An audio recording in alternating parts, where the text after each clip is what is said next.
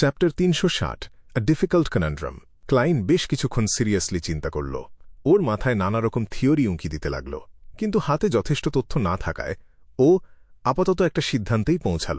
ওর মনে হল পৃথিবী আর এই দুনিয়ার সময়ের হিসেবে হয়তো কোনো গণ্ডগোল আছে। রোজেল আর আমি পৃথিবী থেকে মাত্র 1 বছরের ব্যবধানে এখানে এসেছি, অথচ এই দুনিয়ায় আমাদের মাঝখানে সময়ের পার্থক্য প্রায় 20 বছর। তার মানে হল আমি যদি এখানে 20 বছর কাটিয়েও ফেরার পথ খুঁজে পাই, তাহলেও হয়তো বাবা মায়ের সাথে দেখা করার সুযোগ থাকবে। খুব বেশি হলে আমি হয়তো 1 বছরের জন্য নিখোঁজ থাকব। ক্লাইন মনে মনে এই হিসাবটা মেলাল এবং এতে ওর মনটা অনেকটা ভালো হয়ে গেল। ওর ভেতর নতুন করে কাজ করার উৎসাহ তৈরি হল। অবশ্য ও নিজেও খুব ভালো করে জানত যে এই যুক্তির পেছনে কোনো শক্ত প্রমাণ নেই, কারণ এই পুরো বিষয়টা একটা বিশেষ ধারণার ওপর টিকে আছে যা এখন নিশ্চিত করা অসম্ভব। যদি এমন হয় যে রোজেল আসলে আমার পরে এখানে এসেছে, তাহলে হয়তো এখানে সময়ের কোনো গোলমেলে ব্যাপার কাজ করছে। তখন সঠিক সময়ে ফিরে যাওয়ার আর কোনো গ্যারান্টি থাকবে না। ক্লাইন নিজের উথলে ওঠা উৎসাহের ওপর নিজেই এক বালতি ঠান্ডা পানি ঢেলে দিল। রোজেল গুস্তাভের ডায়েরির প্রথম এন্ট্রিটা ছিল অনেকদিন জমে থাকা কথার ফল, তাই সেটা 2 পাতারও বেশি জায়গা দখল করে নিয়েছিল। ক্লাইন ডায়েরির পাতার একদম শেষে চলে গেল এবং শেষ 2 লাইন পড়তে শুরু করল। 25শে ফেব্রুয়ারি। কি বোরিং একটা দুনিয়া এটা। কোনো খবরের কাগজ নেই, এমনকি গল্পের বইও নেই বললেই চলে। আমার মনে হয় এই সংস্কৃতিহীন সমাজকে একটু সাহায্য করা দরকার। তবে তার আগে আমাকে কিছু টাকা জোগাড় করতে হবে, আর মনে করার চেষ্টা করতে হবে কিভাবে কাগজ আর প্রিন্টিং প্রেস বানাতে হয়। একজন ট্রান্সমিগ্রেটর হিসেবে আমাকে এখন নতুন বাবা মায়ের দেওয়া পকেট মানি বা হাত খরচ নিয়ে বেঁচে থাকতে হচ্ছে।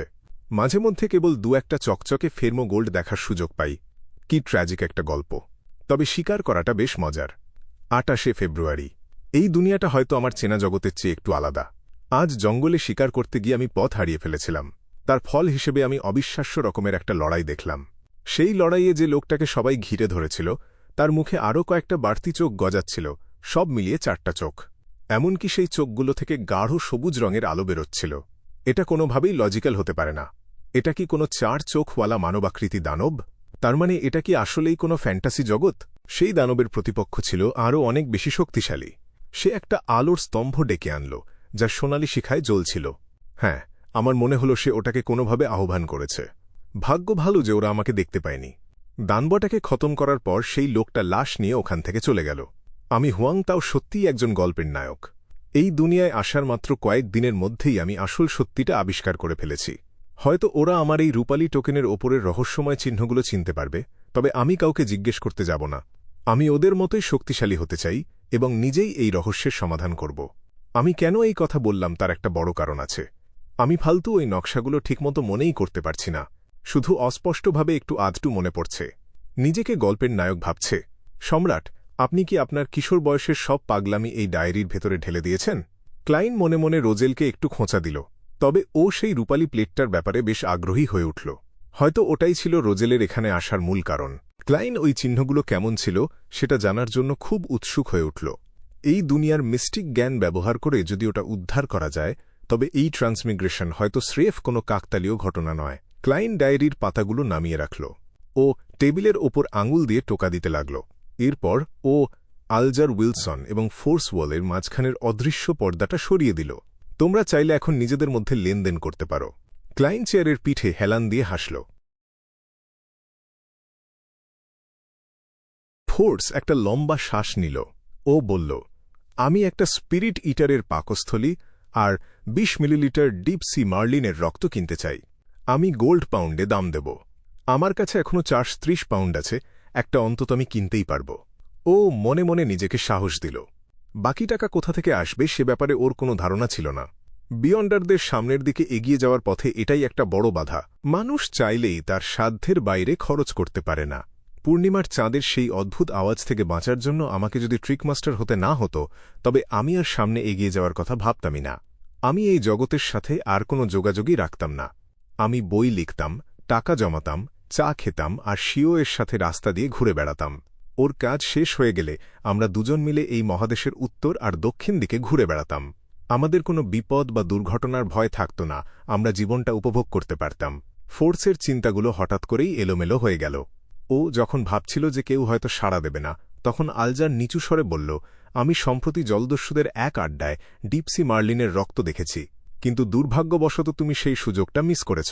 তোমার আরও আগে বলা উচিত ছিল। না, আমি ভুল বলছি, তুমি তো তখন ট্যারট ক্লাবে যোগ দাওনি, তাহলে এখন এই কথা বলার মানে কি? নিজের অভিজ্ঞতা জাহির করা? ফোর্স মনে মনে মুখ বাঁকাল, কিন্তু ও গম্ভীরভাবে বলল, মিস্টার হ্যাংডম্যান, দয়া করে আমার জন্য একটু নজর রাখবেন। আমি ৩০০ থেকে ৪০০ পাউন্ডের মধ্যে দাম দিতে পারব। আলজার একটা তাচ্ছিল্যের হাসি হাসল। সমুদ্র এই স্থলের চেয়েও অনেক বেশি বিশাল। জলদস্যুরা হয়তো ৬ মাসেও একে অপরের দেখা পায় না। এমনকি দ্বীপগুলোতে যেখানে ওরা লুটের মাল বিক্রি করে, সেখানেও বিয়ন্ডার উপাদান খুব একটা পাওয়া যায় না। শুধুমাত্র ব্যাকল্যান্ড, ট্রায়ার, সেন্ট মিলম আর ফেইন্যাপ্টার এর মতো বড় শহরগুলোতেই অনেক উপাদান একসাথে পাওয়া সম্ভব।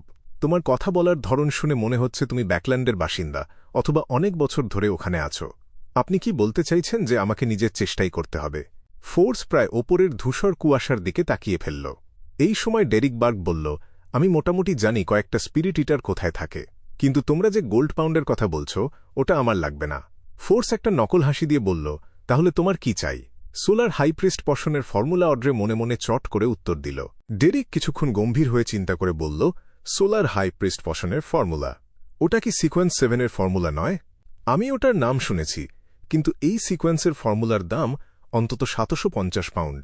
আর যদি তোমার খুব তাড়া থাকে, তবে এটার দাম ১,০০০ পাউন্ড ছাড়িয়ে যেতে পারে। তাছাড়া একটা স্পিরিট ইটারের পাকস্থলী আর ডিপসি মার্লিন এর রক্তের দাম কোনোভাবেই ৪০০ পাউন্ডের বেশি হবে না। বেশিরভাগ সময় এগুলোর দাম ৩০০ পাউন্ডের মতোই থাকে। তুমি কি বুঝতে পারছ? ফোর্স দ্য সানকে বোঝানোর চেষ্টা করল যে এটা কোনো সমান লেনদেন নয়। দ্বিধাহীনভাবে ডেরিক উত্তর দিল, আমি তোমাকে ২ বা ৩টা স্পিরিট ইটারের পাকস্থলী দিতে পারি। ডিপসি মার্লিনের কথা ও চিন্তাই করল না। ও তো কখনো সমুদ্রই দেখেনি। এতগুলো স্পিরিট ইটারের পাকস্থলী দিয়ে আমি কি করব? ওগুলো কি ঝলসিয়ে খাবো নাকি ভাজি করে খাবো? সত্যি বলতে আমি জানি না ওগুলো কবে বিক্রি করতে পারব। আর সবথেকে বড় কথা হল, আমার পক্ষে সোলার হাইপ্রিস্টের ফর্মুলা কেনা সম্ভব নয়। ফোর্স জোর করে একটা হাসি মুখে ফুটিয়ে বলল, আমি খুঁজে দেখব। ওর মনে পড়ল মিস্টার এ এর আড্ডায় সেই মুখোশধারী ইটার্নাল ব্লেজিং সানের ভক্তের কথা। ওর কাছে ব্যান্ড অফ লাইট নামের একটা আংটি ছিল। ও ভাবল হয়তো সেখান থেকে সোলার হাইপ্রিস্ট পশনের ফর্মুলার কোনো হদিশ পাওয়া যেতে পারে। কিন্তু আমার কাছে তো যথেষ্ট টাকা নেই। ফোর্স কিছুক্ষণ ভাবল। ও নিজের মুখ হাত দিয়ে স্পর্শ করল এবং চারপাশটা দেখে নিয়ে খুব মিনতি করে জিজ্ঞেস করল, টাকা কামানোর কোনো ভালো পথ কি আপনাদের জানা আছে? ওর কথা শেষ হওয়ার সাথে সাথেই পুরো ঘরটা নিস্তব্ধ হয়ে গেল। এই নীরবতা যেন ধূসর কুয়াশার গম্ভীর পরিবেশকেও হার মানাল। দেখে মনে হচ্ছে সবাই এই একই সমস্যায় ভুগছে। আর মিস্টার ফুলের তো টাকার দরকার নেই। ফোর্স বুদ্ধিমানের মতো চুপ হয়ে গেল। টাকা কামানোর সবথেকে ভালো উপায় কি খামার, খনি, বাগান, কারখানা বা শেয়ার বাজার নয়? অথবা রাজকীয় পুরস্কারের নোটিশগুলো দেখে কোনো কাজ শেষ করে টাকা নেওয়া যেতে পারে। অড্রে জানত টাকা কামানোর ব্যাপারে ওর কোনো বাস্তব অভিজ্ঞতা নেই। তাই ও মনে মনে একটা রসিকতা করার মতোই উত্তরটা সাজাল, আমি কি তোমাদের বাইসাইকেল প্রজেক্টের কথা বলবো? ক্লাইন নিজের পরিচয় ফাঁস হয়ে যাওয়ার ভয়ে দ্য ওয়ার্ল্ডের মাধ্যমে এই কথাটা বলা থেকে নিজেকে আটকে রাখল। কয়েক সেকেন্ড অপেক্ষা করার পর ও গম্ভীর ভাব ধরে রাখল। ও দ্য ওয়ার্ল্ডকে দিয়ে কর্কশ্বরে বলাল, আমাকে 1000 ফেসড হান্টারের মিউটেটেড পিটুইটারি গ্ল্যান্ড আর রক্ত খুঁজে পেতে সাহায্য করো। সেই সাথে একটা হিউম্যান স্কিন শ্যাডোয়ের বৈশিষ্ট্য আর একটা ডিপসি নাগায়ের চুলও লাগবে।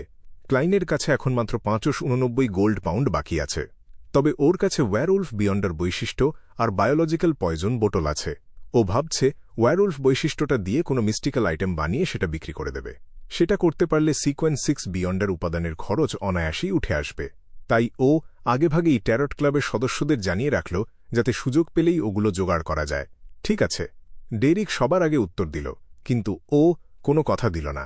স্পিরিট ইটারের তুলনায় হিউম্যান স্কিন শ্যাডো বা 1000 ফেসড হান্টারদের খুঁজে পাওয়া খুব একটা সহজ নয়। 1000 ফেসড হান্টার? আমার মনে হয় আমি ওটার একটা ফসিল দেখেছি। অড্রে একটু চিন্তা করে উত্তর দিল, হ্যাঁ, আমি ফিরে গিয়ে ওটা নিশ্চিত করব। সেই ফসিলটা ডিউক নিগানের ট্রেজারিতে ছিল।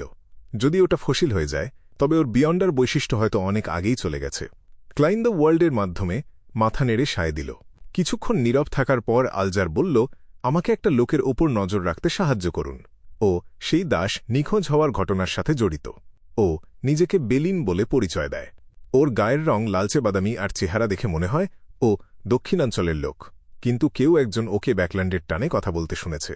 ওর বাঁদিকের ওপরের ৩ নম্বর দাঁতটা নেই, তবে হয়তো সেখানে ও নকল দাঁত লাগিয়ে থাকতে পারে। তাছাড়া ওর মধ্যে বিশেষ কিছু নেই। ওর উচ্চতাও খুব সাধারণ। যদি কেউ ওর কোনো চিহ্ন খুঁজে পান, তবে পুরস্কারের কোনো অভাব হবে না। অন্তত ১০০ পাউন্ড বা ওই দামের কিছু একটা দেওয়া হবে। এইটুকু বর্ণনায় তো দিব্যদৃষ্টি দিয়েও কাউকে খুঁজে পাওয়া সম্ভব। বাস্তব দুনিয়ার কথা তো বাদই দিলাম। ক্লাইন চারপাশটা একবার দেখে নিল। তোমরা চাইলে লেনদেন চালিয়ে যেতে পারো।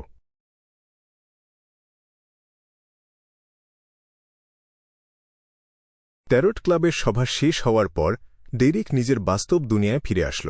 ও দেখল ও সেই অন্ধকার আর ছোট ঘরের মধ্যে বসে আছে। ও সতর্কতার সাথে কিছুক্ষণ মাটির উপর বসে রইল। যখন ও দেখল কোনো অস্বাভাবিক পরিবর্তন হয়নি, তখন ও একটা স্বস্তির নিঃশ্বাস ফেলল।